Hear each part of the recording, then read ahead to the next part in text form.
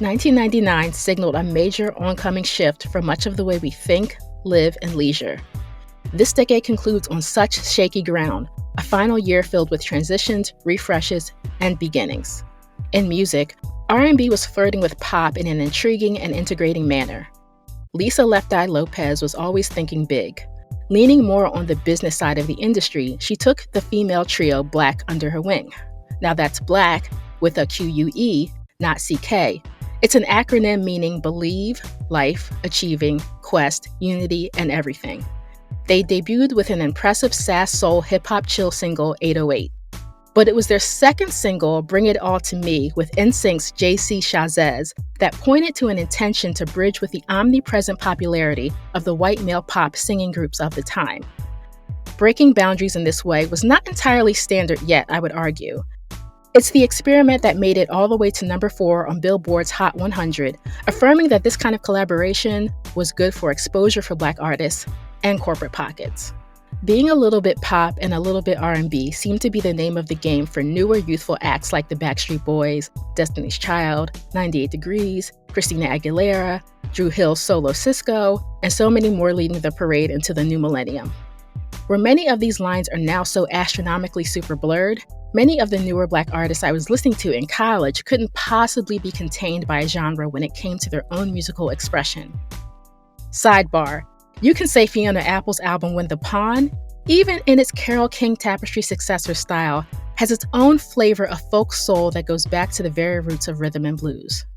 And it bears repeating that the vibe we call neo-soul was another assured presence as a refresh, encasing the Afrosonics from a time before Africans in America could even have access to an actual drum. Neo-soul put our roots in a blender and arranged it as a communal body of 21st century consciousness. The aptly named The Roots, although the essential hip-hop band, emphasis on band, this year released a critical darling single, You Got Me, off of their 4th album, Things Fall Apart, featuring smooth conversational rhymes from Tariq Black Thought Trotter, answered by Erykah Badu's bluesy sung chorus, co-written and originally recorded with the following year's neo-soul star Jill Scott. And even Rough Riders Eve added more of a feminine energy to this alt-rap love song about loyalty and reassurance. You Got Me moves the movement forward with a Grammy, so even more eyes were on the high potential of this building conglomerate of singers, poets, rappers, and instrumentalists, all under one groove of musicianship and Afrocentricity as a way of life, that piqued the interest of entities from Coca-Cola to The Gap. This was quite the shift from the uptown hip-hop soul that began to seem like a relic of the recent past at this point. Even Mary J. Blige's most popular number 1 single, Family Affair, in 2001, has likely had the most crossover appeal, even appearing in the film Undercover Brother with an awkward Chris Kattan dancing to it. Personally, with the classics always in my back pocket, I added the neo-soul and no-genre artists like Dwele and Jay Davy to my listening collection.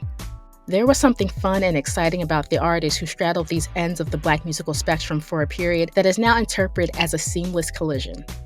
This collision was just the beginning, which is now, this fully digital age playground where you can truly DIY it and find a massive audience. Your music that you produced with your creative freedom and variety of influences is one upload away from potentially reaching millions of people if you know how to use social media right. I see in so many new artists who shine under the R&B lights right now that are reflections of Joan Armatrading, Phoebe Snow, Cree Summer even, LaBelle, Adina Howard, Raphael Sadiq, Earth, Wind & Fire, Donny Hathaway, and those are just a few names that immediately strike my mind because, of course, I could go on forever. And that's the point. Robin and I, during this journey, are conversationally seeing the lineage, tradition, our musical heritage, and how it has evolved R&B as an expanse. A universe where the 1990s gave way to an even more exceptional freedom that truly defines the essence of the genre. If you were a broke guy sitting in the passenger side of your best friend's ride trying to holla at me, well, you might have been in your feelings in 1999 because TLC's hit single No Scrubs, which served as a call-out to shiftless deadbeats, was inescapable. Written by Escape members Candy Burris and Tamika Cottle, with an assist from Kevin Shakespeare Briggs, the song resonated with girls and women everywhere. It was a song with subject matter that had lineage going back decades as well. Y'all remember in 1986, Gwen Guthrie's R&B hit Ain't Nothing Going On But the Rent, where she proudly proclaimed, "No romance without finance." And the line, "You gotta have a J-O-B if you wanna get with me." In 1997, Erykah Badu loosened her head wrap at a concert and freestyled an entire song about a deadbeat who don't never buy her nothing, asking him to call his homie Tyrone to get him up out of there. The audience erupted in shock and elation. In 1998, Lauryn Hill warned of men who were more concerned with his rims and his Timbs than his women. And in the same year, 1999, Destiny's Child asking guys if they could pay automobiles, telephone bills, and then maybe we could chill. No Scrubs, like the previous songs I mentioned, exist at the entangled intersections of feminism, economics, and gender politics. With No Scrubs, there's no metaphor here. This is a very direct response to the exhaustion many girls and women face on the daily with corny pickup lines, street harassment, or being with a man who can't really pull his weight financially, or simply not showing love to your woman.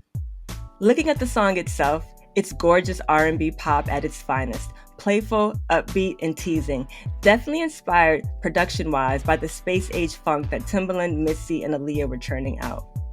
In 1999, TLC as a group were still shuddering the storms of bankruptcy from a horrible contract, Left Eye's arson scandal, and potential disbandment. They were the biggest selling girl group at the time, and their previous album, the groundbreaking Crazy Sexy Cool, had sold millions of albums, putting them pretty much on top of the world, despite financial despair. They became a blueprint for contemporary girl groups. Their music has always been centered around the complexities of male-female relationships and social issues plaguing our inner and outer lives. No Scrubs only cemented their already iconic legacy.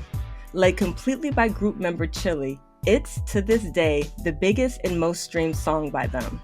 Later in 1999, an answer song by the rap group The Sporty Thieves called No Pigeons would make its way to the airwaves. Definitely nowhere close to being as popular as No Scrubs, but answer songs have their own musical history as well. I remember No Scrubs being the song of heated debates, lots of so-called man-bashing arguments. I'd also like to say the folks most upset with this song were hanging out the passenger side of their, yeah, you get the picture. I'm writer and Professor Ashley B. I'm screenwriter and music enthusiast Robin Shanae, and this is Rhythm and Schooled. Breaking down 90s R&B, one year at a time. Episode 10, 1999, No Scrubs.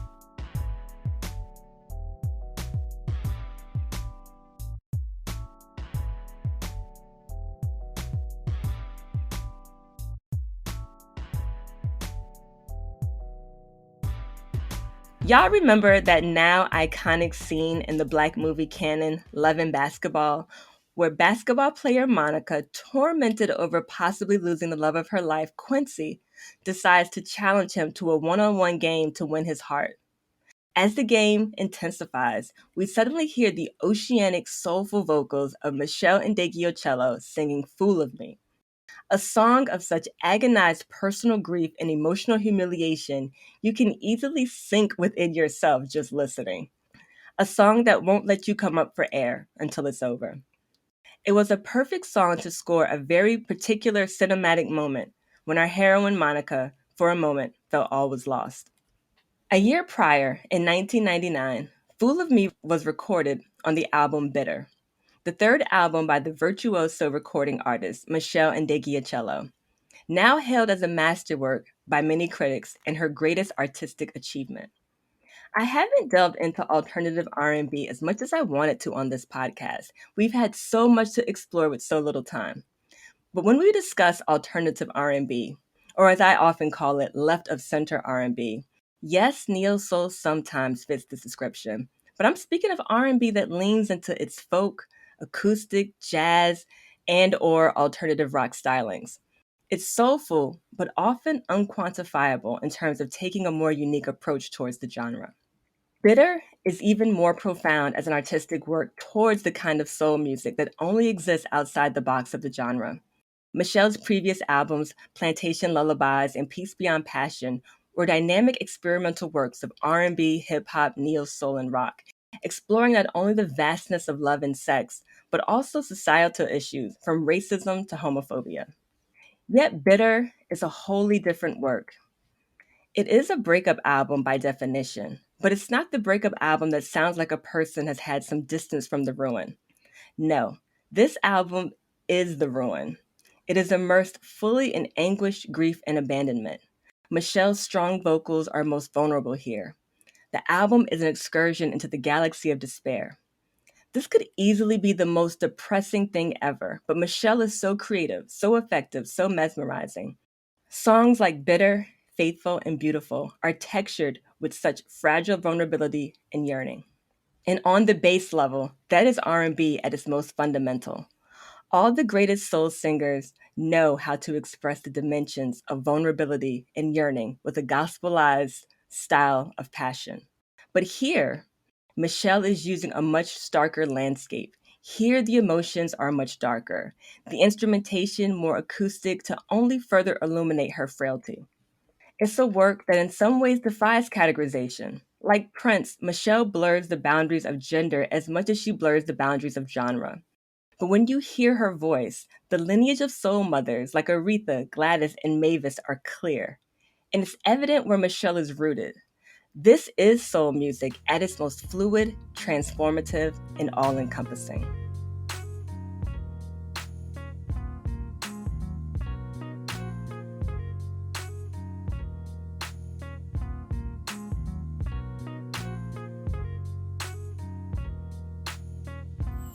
The end of an era.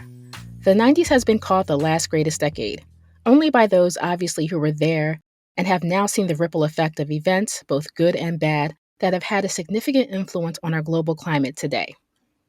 On April 20th, 1999, Eric Harris and Dylan Klebold walked into their high school with guns in Littleton, Colorado, and killed 13 people and wounded 20 others, then proceeded to kill themselves. The Columbine high school shooting shattered the nation. It was the worst high school shooting in United States history at the time.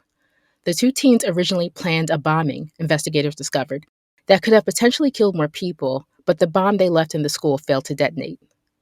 Many wanted something or someone to blame. From video games to Marilyn Manson, a discourse about bullying and the youth social caste system came under a microscope.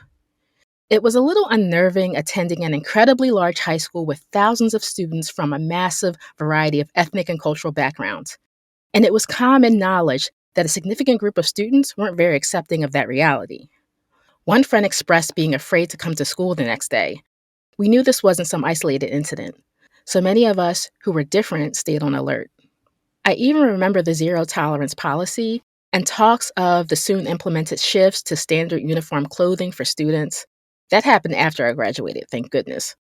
More lawsuits transpired this year, including actor Dana Plato, most known for her role on Different Strokes, JFK Jr., the legendary singer-songwriter and composer Curtis Mayfield, and the prolific filmmaker Stanley Kubrick, responsible for some of the greatest films ever made, including 2001: A Space Odyssey, Full Metal Jacket, one of my favorites, and of course the horror masterpiece The Shining. Losses from the recent past were also celebrated. A moment I will never forget watching the 16th annual MTV Video Music Awards in 1999, Miss Valletta Wallace and Miss Afeni Shakur came together on the Metropolitan Opera House stage with Mama by Boyz II Men playing and Will Smith introducing the two as a prelude to the Best Rap Video Award. They stood as mothers who understood the impact their sons had on millions of people. Dedicated to preserving their legacies, it was one of the most beautiful moments ever witnessed on television. Record and VMA execs put it all together, but it did not stop the burst of the emotional bubble that the moment invoked. There was truly warmth between Miss Afeni and Miss Valletta. And to ease the melancholy, one moment from the ceremony that eclipsed all others was when legend Diana Ross gently patted Lil' Kim's exposed breasts, only covered by a decorative pastry, to illuminate her look of choice on stage. Little Kim laughed and embraced it like any young Black person would do when an auntie made a loving gesture at your bold decisions. How does one express how culturally esoteric that moment was? Because I totally could have anticipated Miss Diana's nonverbal response. My reaction was one of delight because Lord knows, as a Black girl, I've had those kind of moments with my elders. But let's shift and circle back to another unsettling story. Beatle member George Harrison was attacked by a schizophrenic man who broke into his home early one morning and stabbed him over 40 times. George and his wife had to fight the man down, and it was discovered by investigators that his mental illness led him to believe that killing Harrison was a mission from God.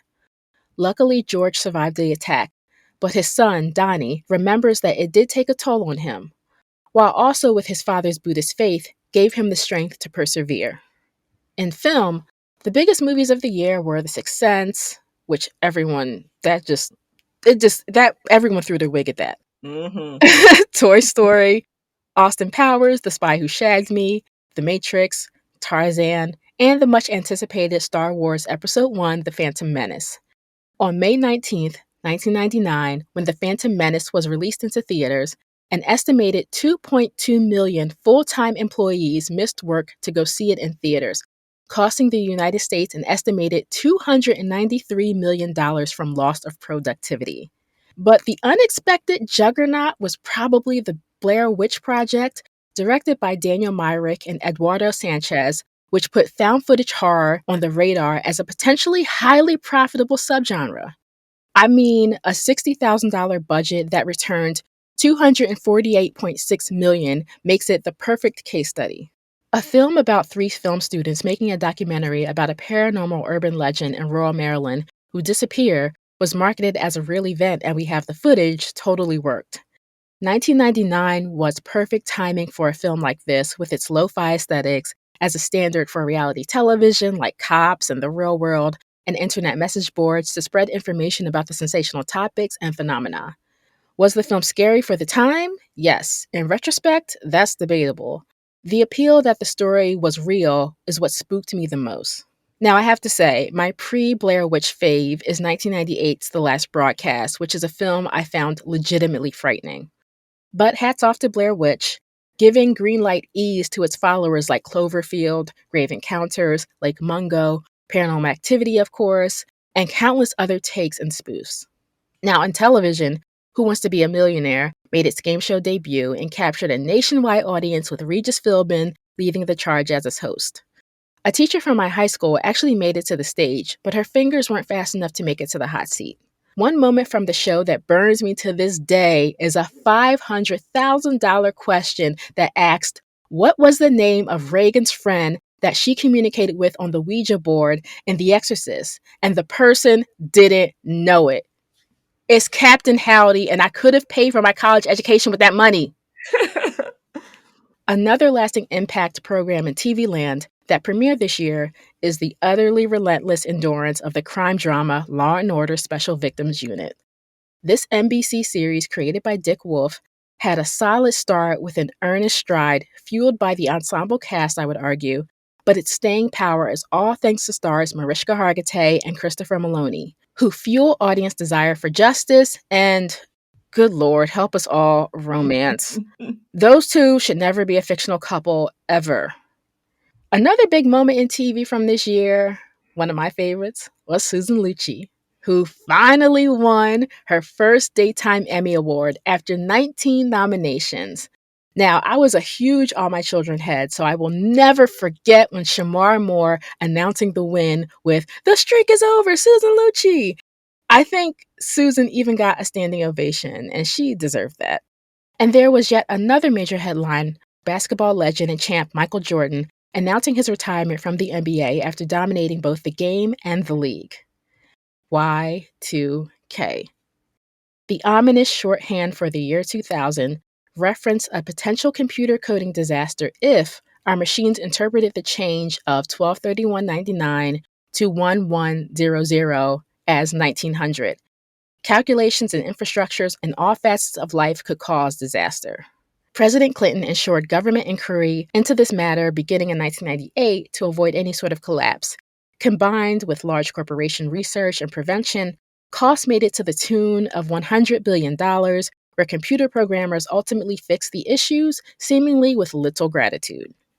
Unfortunately, misunderstanding was bountiful as people stocked up on food, supplies, and guns, wary of a millennial apocalypse. And pop culture references like the satirical Family Guy episode on it either mocked or fueled this mass worry, depending on how you looked at it. I was with my good friend Chris and his boyfriend in his basement on December 31st, 1999.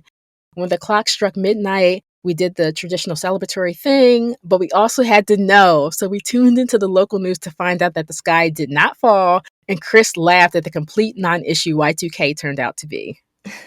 Wow, this is another year where so much was happening. And yes, I'll start with the madness that was Y2K. So many folks were terrified. I was in college, and I just remember all these professors and students having these various conversations about it. Some people were terrified, others were not buying into the hype. I don't think I was afraid. I don't think I was buying into the hype either. It was wild though, because churches were packed that New Year's Eve night. I chilled at home with my mom and some friends and watched Gwen Stefani with No Doubt sing It's the End of the World as We Know It on MTV's New Year's Eve party. And thank you, Ashley, for mentioning the moment Valletta Wallace and Afeni Shakur stood on that stage together. It was such a powerful moment, still seared into my brain. On a lighter note, The Sixth Sense just blew me away. I remember the audible gasp from the audience in that packed theater when I saw the movie. An iconic plot twist and a really compelling horror film, and it feels like a lot of current horror filmmakers are still very much inspired by that film. And of course, the Blair Witch Project phenomenon, which spawned what feels like infinite found footage films. And yes, Susan Lucci finally winning an Emmy was the only time I said, okay, maybe the world is coming to an end, because Lord knows that woman was long overdue for a win. I said something similar. I'm not gonna lie.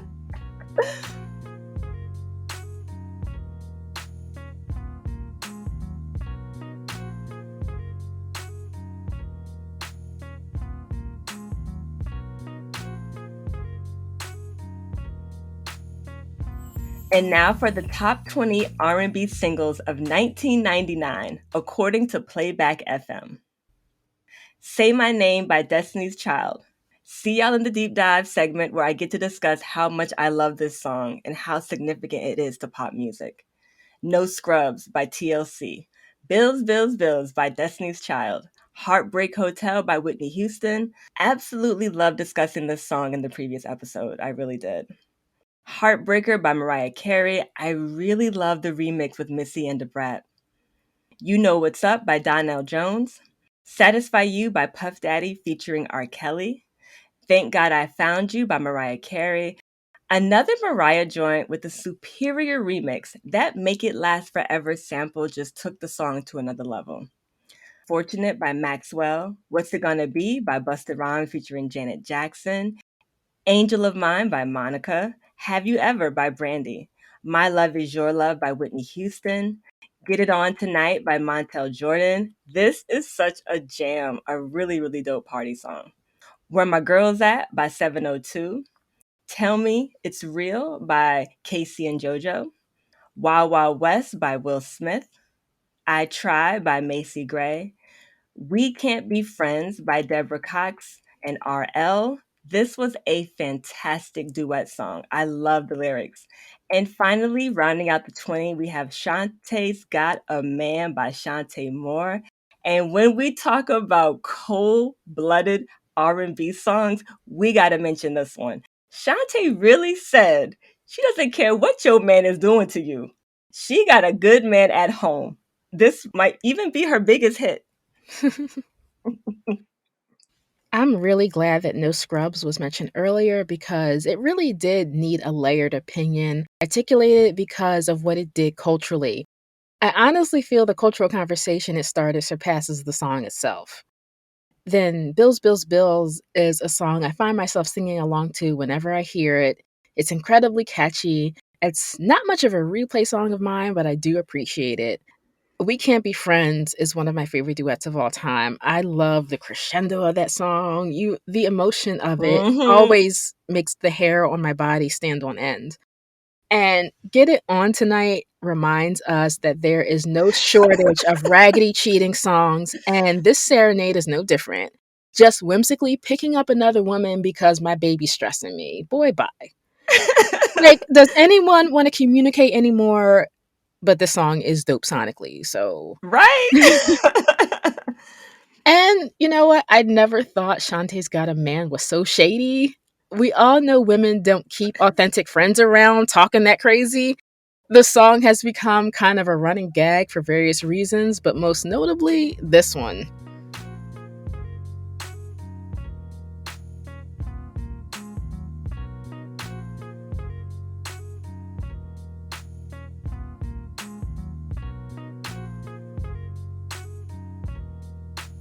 The 42nd Annual Grammy Awards were held on February 23, 2000 to celebrate music from 1999.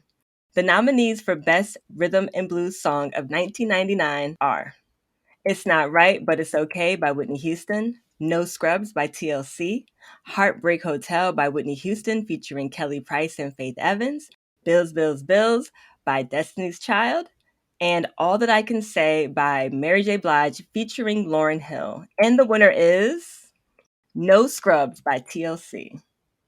Again, the biggest song of the year won in regards to popularity and reach, but the quality was extremely high across the board for all. My favorite is All That I Can Say personally. Nice. And yeah, this is another one where I would have been happy with any one of these songs winning. Really dope seeing this category filled with women. No Scrubs was huge and deserving.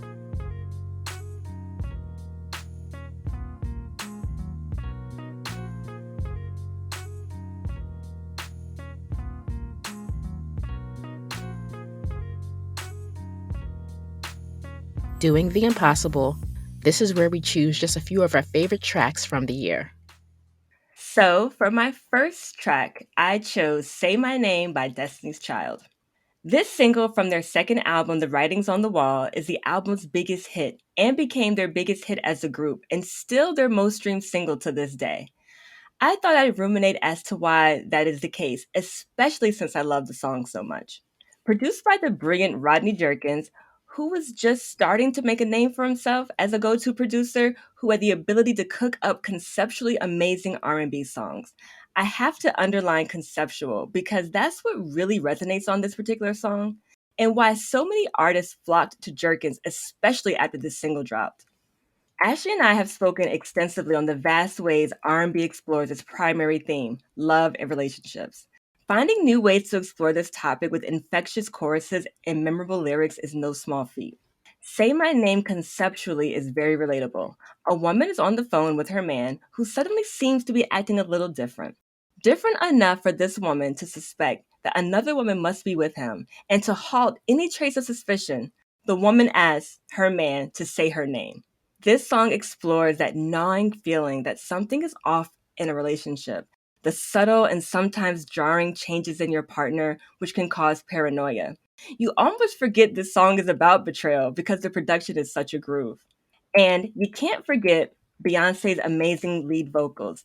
Such a distinctive voice, but her delivery, her sing rap style she first birthed with the No No No remix, which would eventually become a go to for her and other artists. Listeners mostly have forgotten that this was a really, really different way to approach singing. And it was so new at the time. She is singing her lines with a rapper's cadence and delivery. If you were around in 1999, then you remember the scandal around the video. Out of nowhere, members Latoya Luckett and Latavia Robertson were instantly replaced with Michelle Williams and Farrah Franklin. Rumor mills spun, gossip churned endlessly, and briefly damaged Beyonce's image. Eventually, Beyonce repaired her image and the group continued forward as a trio with Michelle Williams, and their success continued. Say My Name is a fantastic single. I love the texture of all the vocals and the arrangement, the dope production, and the relatable paranoia of relationship status uncertainty. I literally experienced this song during my first or second year of college, but that's another story for another time. Oh no. I do want to mention, I'm so glad you brought up the sing rap style. That's so interesting because, yeah, maybe it kind of started brewing around this time, and Beyonce was kind of a catalyst for what we see today in what is considered R&B. Mm-hmm. And I too relate to the feeling of being in a relationship and something feeling off. The Timbaland remix of this song holds something special too.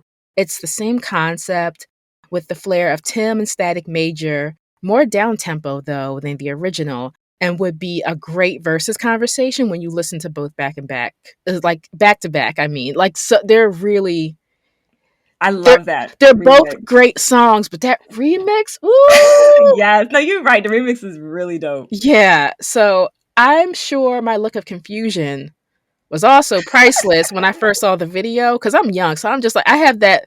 It's like that meme where that black girl, she kind of is just like looking into the void with her mouth open and her eyes are big. But again, that's a whole other conversation we don't have time for. My next pick is No More Rain in This Cloud by Angie Stone. I'm so excited to talk to y'all about Angie Stone.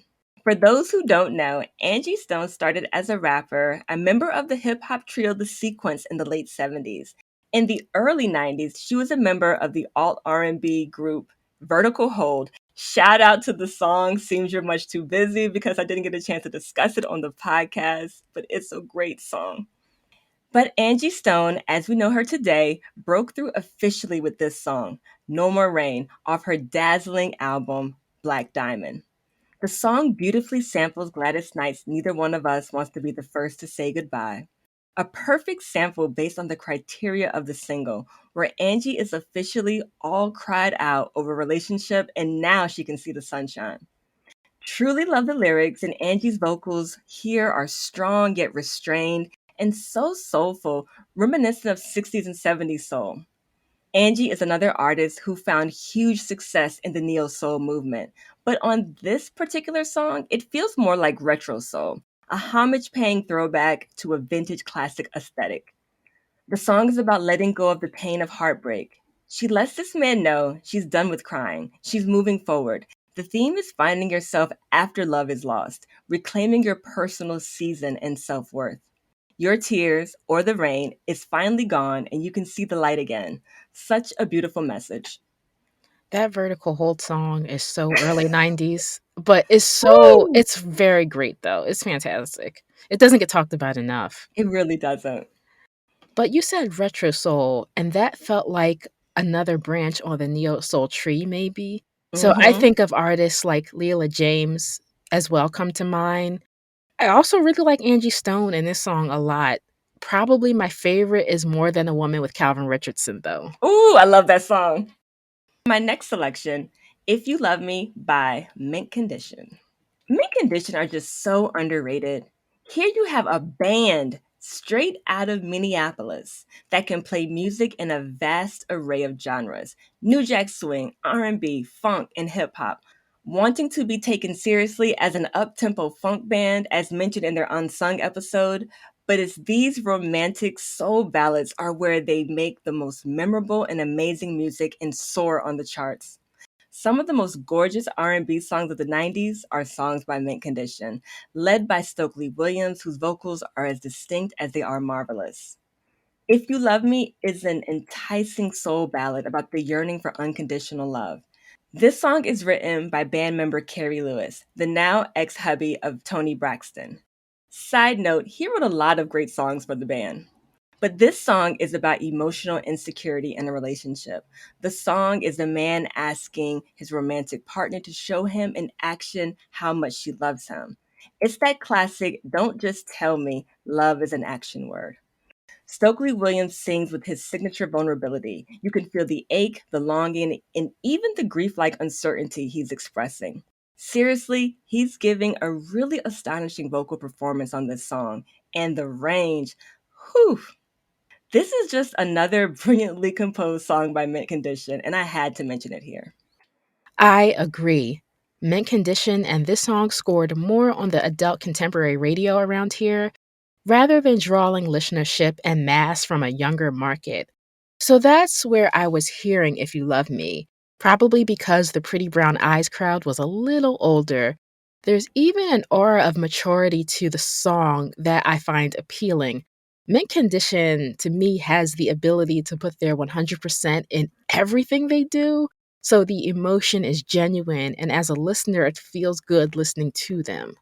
Ooh, I love that. Such a fantastic observation. My next pick, Fortunate by Maxwell. So remember when I said in a previous episode, Babyface's superpower was understanding the persona of an artist and being able to write from that place? Well, at times, R. Kelly had this ability too, because he wrote a truly dazzling song for Maxwell that sounds like something Maxwell would have written for himself. This song appears on the Life soundtrack, which R. Kelly executive produced. It's also one of Maxwell's biggest songs to date. It's true to its roots, Maxwell singing about the pure adoration he feels for a woman in his life. The chorus is so freaking infectious. Maxwell takes us to church here with his dynamic vocal range, from his dreamy falsetto to his baritone, truly in the spirit of Prince, here evoking that same holy devotion to the female sex. It's a lush, immersive song where Maxwell just drowns us in his cosmic soul. And y'all, those ad libs, truly a masterclass right here. Every time that beat drops on this song, it's like the first time I've ever heard it. I can Yes. listen to this song over and over and over and over again. I don't think I will ever get enough of Fortunate. It feels so authentically Maxwell. This is my favorite single from this year, probably. Nice, nice. Finally, Faded Pictures by Case and Joe. This single appears on the Rush Hour soundtrack, and I gotta say, I love a great R&B duet. Case and Joe are perfectly matched here as two men trying to grasp a woman haunted by her past. As a writer myself, I've become just as obsessed with the lyrics of a song as the vocals and production. There is such bold visual imagery here. Faded pictures, broken glass, tattered picture books. The song is a mid tempo groove, but the content is somber and expressed in such a dynamic and poetic way. Here we have a man, both Case and Joe, who are in conversation here, who is with a woman who is very much lost in the past. The lyric of her staring into a glass, it's really powerful stuff here. This man is competing with a woman's past, her past lover. He is competing with her memories, and now he is feeling the sharpening pain of not being who she really wants to be with. Like, the anguish of coming to this conclusion is heartbreaking. Honestly, I don't think this song is given enough credit on a songwriting tip. It's quite profound. This is such a great observation. Faded Pictures has a way of feeling soothing and melancholy all at the same time, which even to me sounds odd, but I think it has a lot to do with the production. Mm-hmm. I truly appreciate the depth this song takes on with two singers who, of course, can effortlessly belt the range of a ballad. I can't find much sadness in the bulk of my other favorite singles from 1999, however, quite like you have. There's songs on my list like Third Story, Party Tonight. In this next gathering of successful R&B groups from the 90s harvest is Third Story. Their second single, Party Tonight, seemed to have come and gone unceremoniously due to an unreleased debut album. But Party Tonight is an infectiously harmonic, feel good song that is exactly what the title implies. Produced by Too Close Nexus RL and featuring bars by Tretch from Naughty by Nature, Party Tonight boasts two leads from the youth quartet JR and Lil Man, now known as K Young, with this kind of R and pop vocals about a house party with the promise of a little baby face and John B on the speakers for good high energy balance. It's the kind of track you can safely play at any school dance with a delicate balance of teen rebellion edge and innocent fun sensibility. At their peak, Third Story managed to score tour dates with Britney Spears and NSYNC. They've had to navigate multiple record labels, member changes, and even a change in the name branding. Now known as Chapter 4, Third Story has all the ability and talent to be on the family tree of male R&B groups. We certainly won't leave this decade without drawing some conclusions about this bubble that was just about to burst. One of the things I've loved most about this podcast is being able to shine a light on more obscure acts and artists. I didn't really remember this group until I watched the video to prepare for the podcast. This is such a fun song and definitely a cute house party jam for the youngsters. I'm so glad you mentioned them. Yeah, it was on one of my, like, burnt CD compilation when we used to use Napster and, like, Yes. grab grab everything you can, so it was on one of my CDs of just, like, a mix of, like, songs or whatever.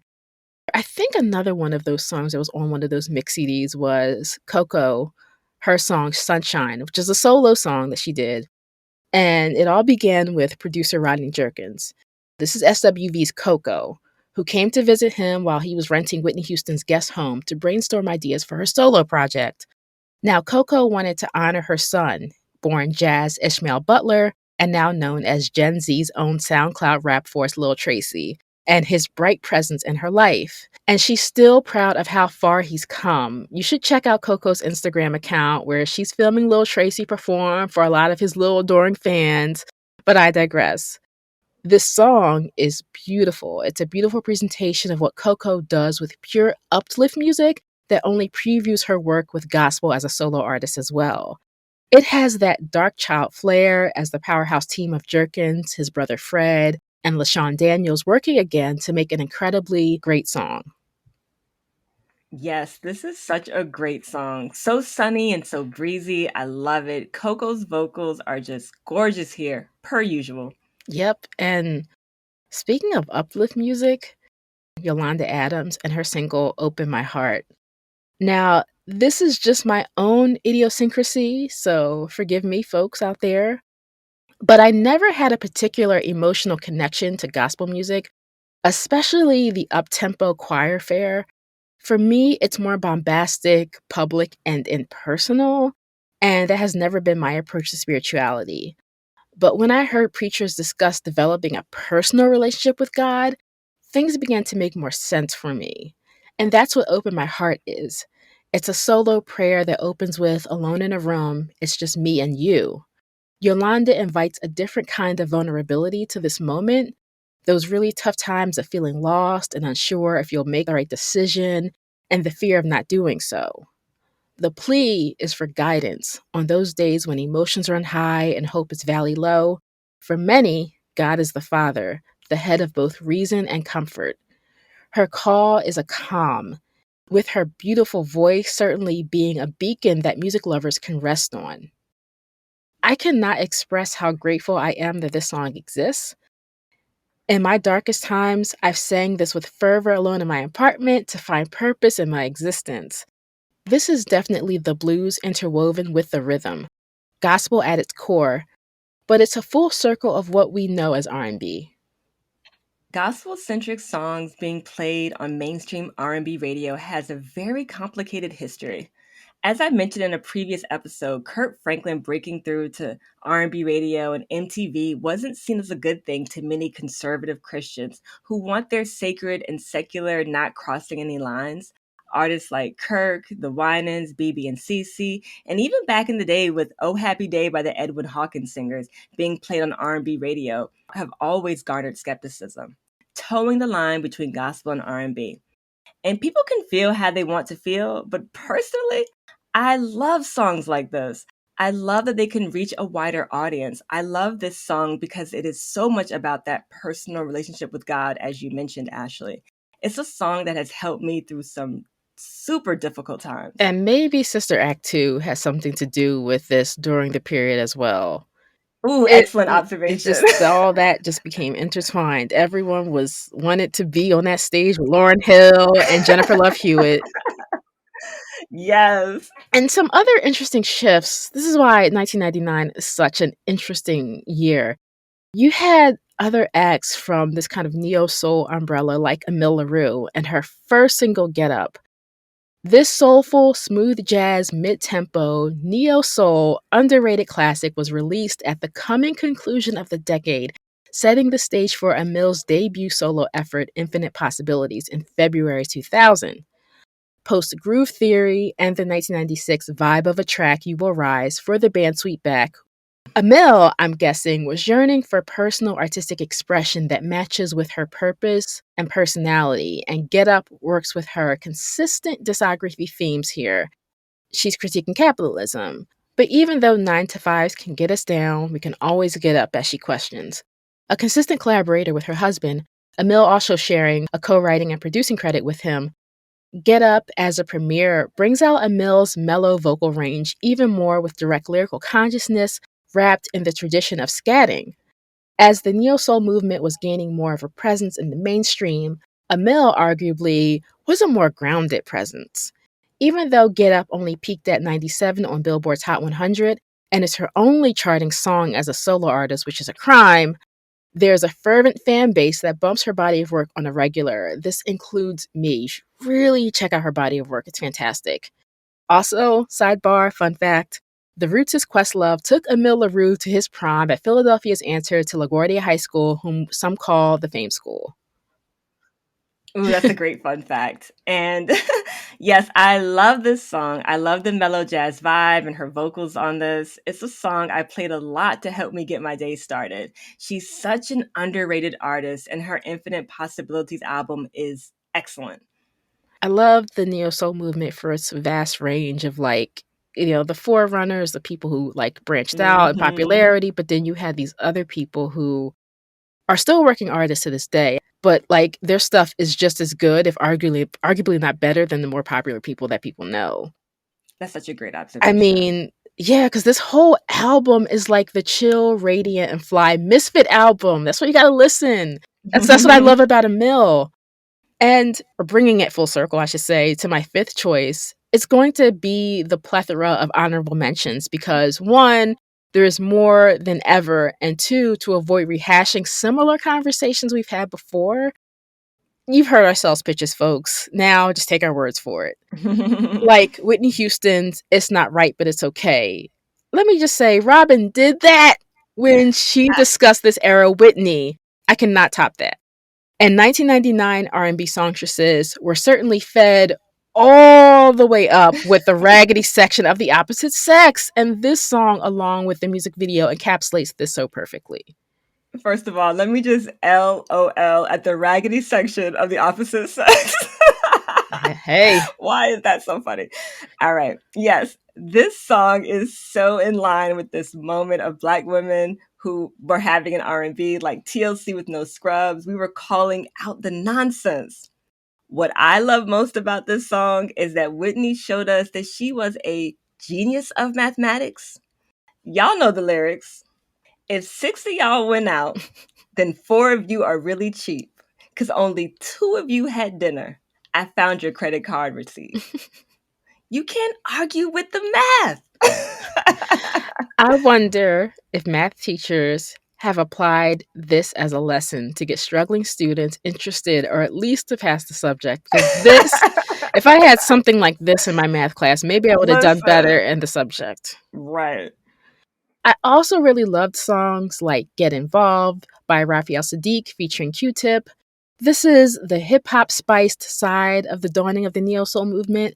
Sadiq is truly irresistible, singing about bringing a little happiness into a dark skinned girl with pretty cornrows' life. I love the video too. It's so cute. Case, Happily Ever After. And then there's So Anxious by Genuine, where Timbaland, Static, and the Super Friends do it again. Still in his Don Juan bag, Genuine croons an incredibly sexy song that makes you feel like you're the only woman in the world, and he's talking about you, if that's your thing, of course. You Know What's Up by Donnell Jones featuring Left Eye. Can I say that Left Eye makes this song?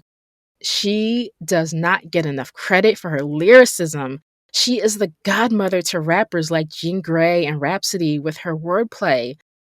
This is one of the best features ever. Donnell Jones is doing the typical Loverboy stylings that are fine and catchy, but balancing this heteronormative masculinity is so refreshing. Yes, Left Eye's verse on this track is amazing, and it truly makes the song for me too. And you're so right, she doesn't get enough credit as a lyricist. This was one of those songs that would randomly get stuck in my head because it's such an infectious groove. I Mm-hmm. love it. It's that LaFace effect, man. It's all it is. Mm. Also, I love songs like All on My Grill by Missy Elliott, Almost Doesn't Count by Brandy. This song by Brandy, I love the layers of the lyrics and the way Brandy delivers them with such earnest sincerity. She's talking about no more half-assed love.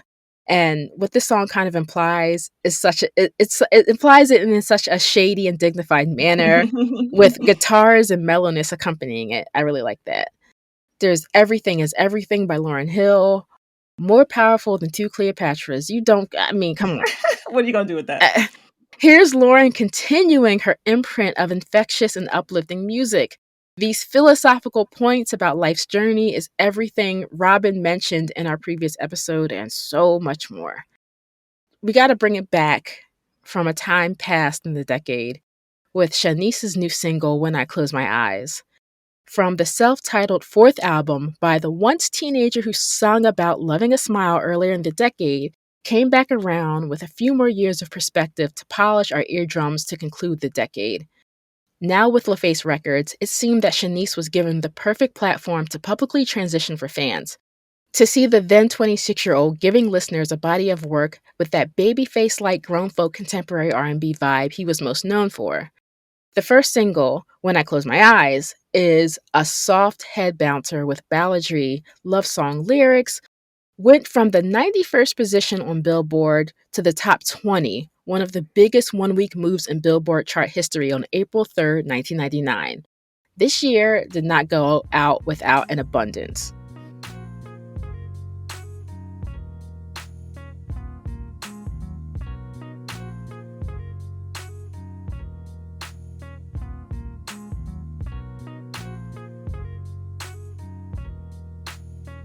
School is in session.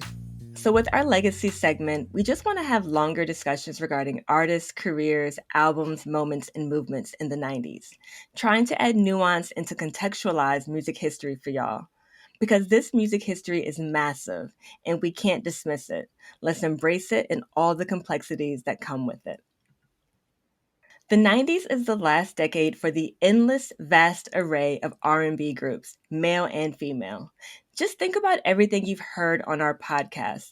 The overwhelming ocean of male R&B groups from Boyz II Men, Jodeci, Silk, to one-hit wonders galore like UNV, Low Key, and Portrait. The endless sea of girl groups, TLC, En Vogue, SWV, Total, to name a few. It was such a gloriously fruitful time to be in an R&B group, but that changed. And I'm not saying that a sprinkling of R&B groups didn't emerge or continue into the 2000s, B2K, Destiny's Child, 3LW to name a few, but that's just it. It was just a sprinkle. By the 2010s, that sprinkle was basically non-existent. And today, in 2023, R&B groups have totally faded from charts and in popularity.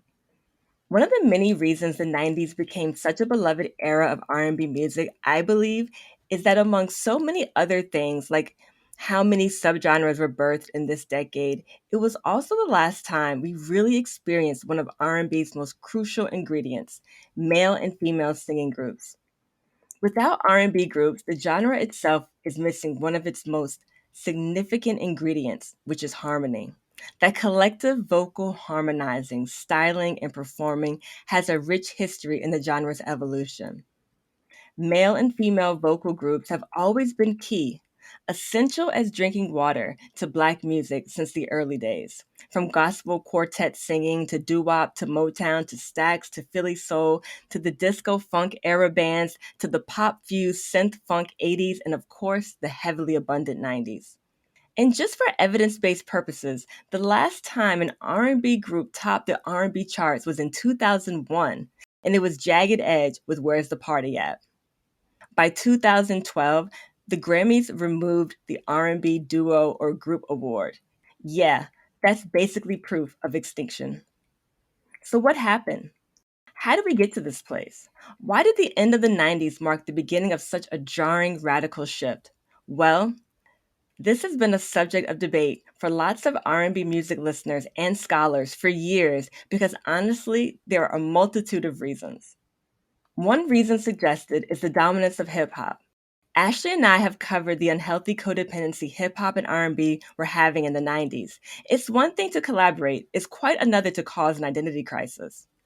R&B definitely experienced one, and hey, I think it's still in crisis today when we look at the mainstream. Hip hop transformed and reframed everything. The popularity of R&B, which focused primarily on singing about the vast emotions around love, suddenly needed to be quote unquote hard to compete with rappers. Why are R&B artists even competing with rappers in the first place? R&B artists were no longer even distinct from rappers. Like my Boys to Men example from the last episode, you had to have hip hop swagger to even get paid attention to. And it got to a point where you needed a rap feature to chart on radio. Being just R&B was no longer enough. On the flip side, neo soul was still extremely popular well into the 2000s, but that subgenre produced mostly solo stars.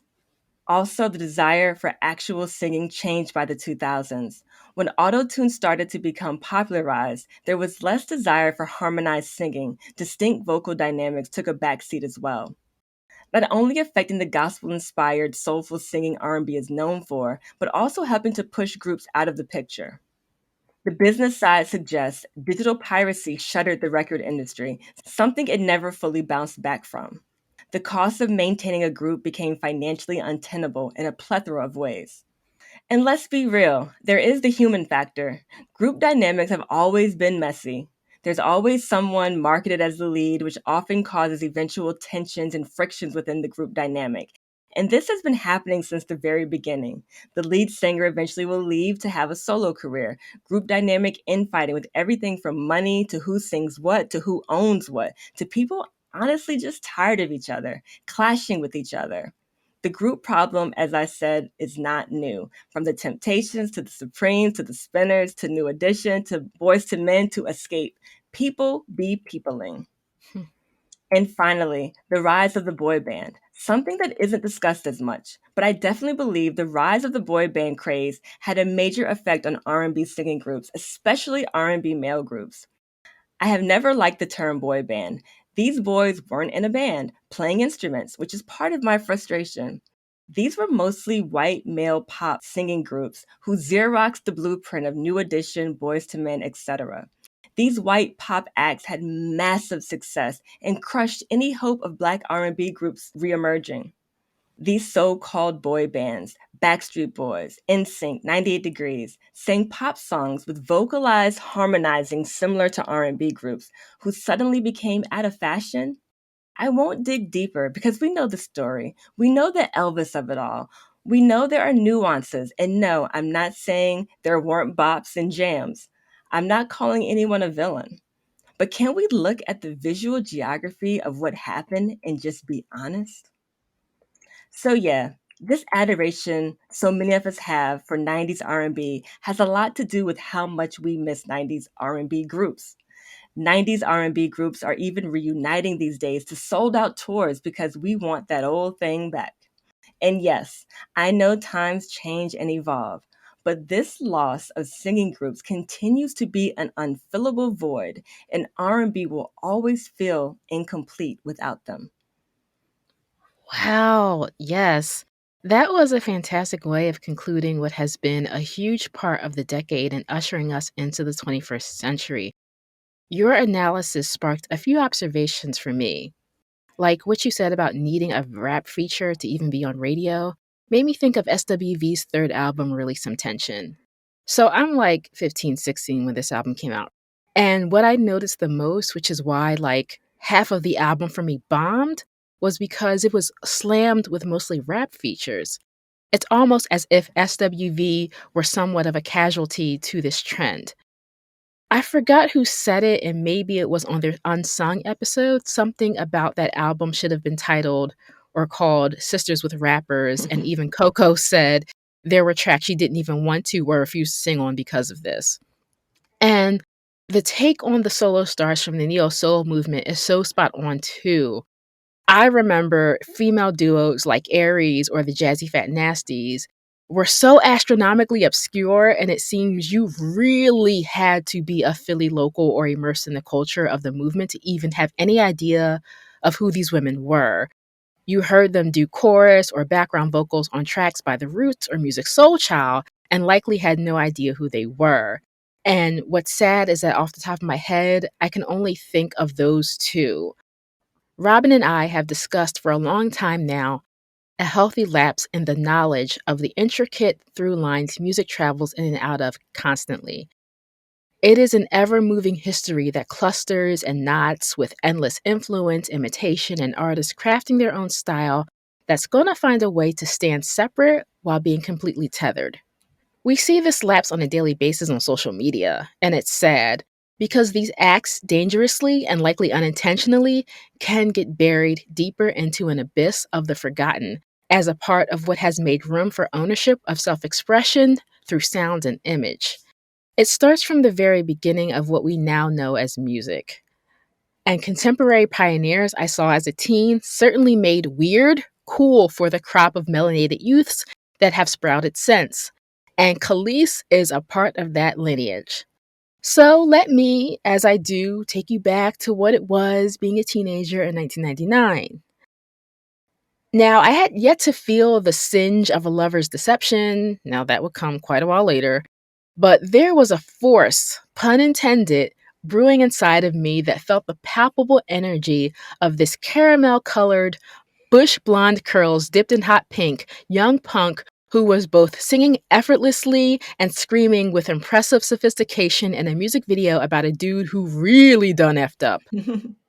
This was her introduction to the world, completely unabashed, which is exactly how I appreciate a good artist. Born Kelis Rogers growing up in Harlem, New York City, at just 20 years old, Kelis had a top-tier breakup anthem under her belt that, even if it wasn't your cup of tea, you couldn't help but notice. There's something about her album Kaleidoscope that, and this may sound corny, truly feels like you're taking a tunnel of love ride, but the tunnel is actually outer space, and your swan boat is this pimped out, multicolored, paisley-coated UFO. From previous discussions about what the future and the now of what R&B looks like, Neptune's producers Chad Hugo and Pharrell Williams simply joined the marathon on December 7th, 1999, most momentously with Kaleidoscope. It was never quite an R&B album, and Kelis was never confident with the soul R&B label for herself, but you can't deny its subtle influences. It was a mix of a little bit of everything, including hip hop, funk, smooth jazz, and experimental 70s acid soul from the past while being aggressively forward. Chad and Pharrell had been producing music for themselves and others since about 1991 for folks like Mary J. Blige, Blackstreet, SWV, Jay-Z, and Mace. But Kelis's debut was their first full project for another artist. The duo took what was already out there in regards to Timbaland and Rodney Jerkins and leveled up to galaxies even farther away with their own drum and bass motif that depended on simultaneously ascendant, haunting, otherworldly, and melancholy melodies, accentuated by more original beeps and blips that truly were cohesions that I don't think we heard prior. Each track is its own story. Her songs are about any aspect of love, relationships, and uplift, and they have this kind of bombastic cinematic quality. Some, like her Bust the Door Down as a Lover Scorn debut single called Out There, was so fittingly a catharsis amidst the Clinton-Lewinsky scandal, as conversations like those on The View considered the possible feelings Hillary Clinton herself may have harbored. My favorite track, Mafia, featuring rapper Marquis, about undying loyalty in the face of legal adversity, sealed with Corleone kisses. Good Stuff, featuring Pusha T, asserting that she's the one for a ladies' man because of her extraordinary aura. And the gothic Get Along With You lends itself to her vulnerable standards, choosing peace and connection over material possessions. Suspension is another great track that arranges space metaphors with the good way love can make us feel. And think of her track Ghetto Children as a B-side to Lauryn Hill's Doo Wop That Thing that lends an extra mile to encouragement over critique. The thread woven to gel this body of work into a space ride fueled with eccentricity is that psychedelic star funk Neptune's production that arguably sealed their mainstay and their in-demand status as music producers. The entire album is, again, one where there isn't a weak track to be found. Kelis's raspy tune has a vibrant quality that harkens back to the most unsung of female funk singers of the past. To me, she's a glimmer of multi-threat Marsha Hunt, who horror fans may have seen as a werewolf in the Howling sequel, and deep history music heads know the bassy-voiced hippie singer who put all genres together in a blender on all three of her albums from the 1970s. during which she gave birth to and was raising Rolling Stones frontman Mick Jagger's daughter, Kelis. Kaleidoscope made a few waves in the US, reaching 144 on Billboard's 200, far from a runaway success, but undoubtedly a blueprint for more successful and embraced artists in the US that have followed Kelis's template. Unsurprisingly, the album went gold in the UK, as audiences there have been known to crave out of the box sound to personas on their black artists a little bit more, generally speaking.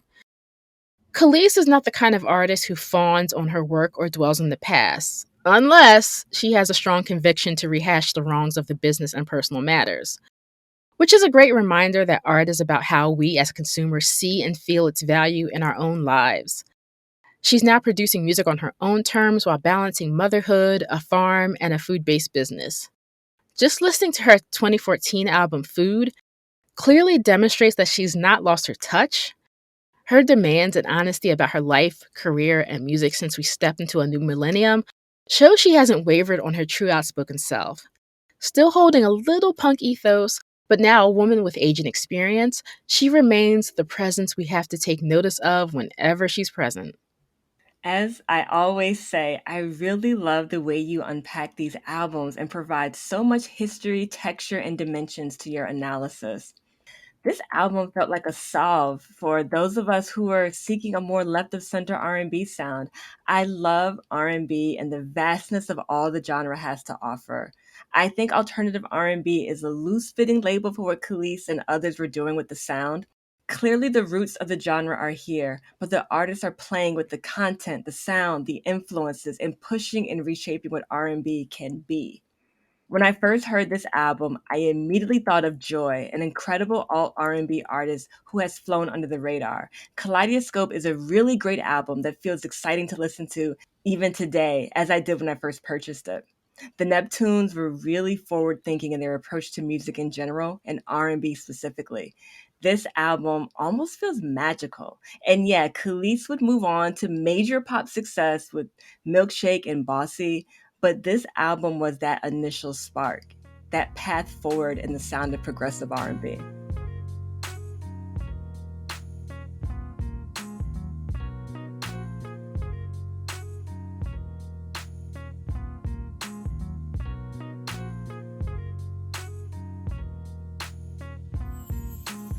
Like the Brownstone single, I Heard Through the Grapevine are just some insightful tidbits we came across while doing our research, or from distant recollections passed down that we wanted to mention. So, Robin, what you done heard through the grapevine? I done heard that when R. Kelly was the executive producer of the Life soundtrack, Maxwell actually wanted to sing the song Life instead of Fortunate. R. Kelly didn't feel Maxwell had the grit the song required, and it went to Casey and JoJo, which was definitely the better choice, especially since Fortunate gave Maxwell a huge hit, and he sounds amazing on it, as I explained in my deep dive. What was Maxwell thinking? No, no. This is certainly where fate was right on target with who actually sang what, because Fortunate was the perfect song for Maxwell, and Life was the perfect song for Casey Mm-hmm. and JoJo. I fear Maxwell would have been clowned for that single if he got his way. Oh my God. So, as this is our last episode of this series, I wanted to bring a little bit in very quickly about who we missed, the people in R&B during this decade that we didn't really get into or mention. So, I'm not going to get everyone in here, I'm sure, but I did own Maya's first album that came out in 1998. She was another teen starlet who had the very high school drama music video and song Moving On with rapper Silk the Shocker, leaning right into that questionable maturity elevation with a line like, "Whose draws are these?" You know, I wear a size 4. Okay. The whole album is so very 90s and a great listen. It also had producers and songwriters like Missy on it as well. She's writing that R&B teen pop of the time. Also, Escape's third album, Traces of My Lipstick, had a great single, Softest Place on Earth. It's low-grade raunch, but it's a really great song. That was released in 1998 as well. I mean, and I have to, these last two, I have to, these are my heart in the decade. These are R&B adjacent or these are black artists. So Alternative R&B or EDM funk collective Jamiroquai created great music all throughout the decade. This is some smooth stuff. Mm-hmm. I just recently saw a documentary about Tyler, the Creator, and how he was a big fan of Jamiroquai growing up as well. And again, it really fueled his inspiration for being who he was, just being authentically who he is Mm. publicly and as a creator of music. And I really appreciated that. And I have to shout out, if I said Fiona Apple in this episode, I have to shout out Alana Davis. Her father was, I believe, a jazz musician. Father's black, mom's white. But in 1997, she was still more folk rock, but it was that first album, Blame It On Me, was the bluesiest, most Mm-hmm. soulful album probably I've ever heard. It's very Joan Armatrading for a newer generation. It's one of my top 3 albums of the decade. Yes, all these artists you have mentioned, but I also want to just give a shout out to the brand new heavies, Joy, Vertical Hold, who I would have loved to talk more extensively about, as well as H-Town, Johnny Gill, and Cut Close. Oh my goodness, yes. There's so many. We couldn't have done We everything. couldn't. We tried. And yeah. And this was our look back on 1999 and the conclusion of this series. We want to thank everyone for taking this journey with us and continue to visit rhythmschoolpodcast.com for our archive of shows, notes, and references for your own independent schooling. You can still email us, the 411 at rhythmschoolpodcast.com, if you want to reach out and connect. We are thinking about doing more episodes because we love talking about music so much. There's so much more to explore. And also follow the podcast on Instagram at rhythm_and_schooled. Again, like, share, please spread the word to anyone who may be interested. And be sure to listen to this podcast on Spotify, Apple, Amazon Music, Stitcher, Pandora, iHeartRadio, and now on YouTube at Rhythm School Podcast as well. And to hear curated mixtapes for each episode, find them exclusively on Spotify. I don't know what to say to end this. I think that's great. You really said it in that part where you're saying thank you. Yeah. I mean, that's yeah. Okay.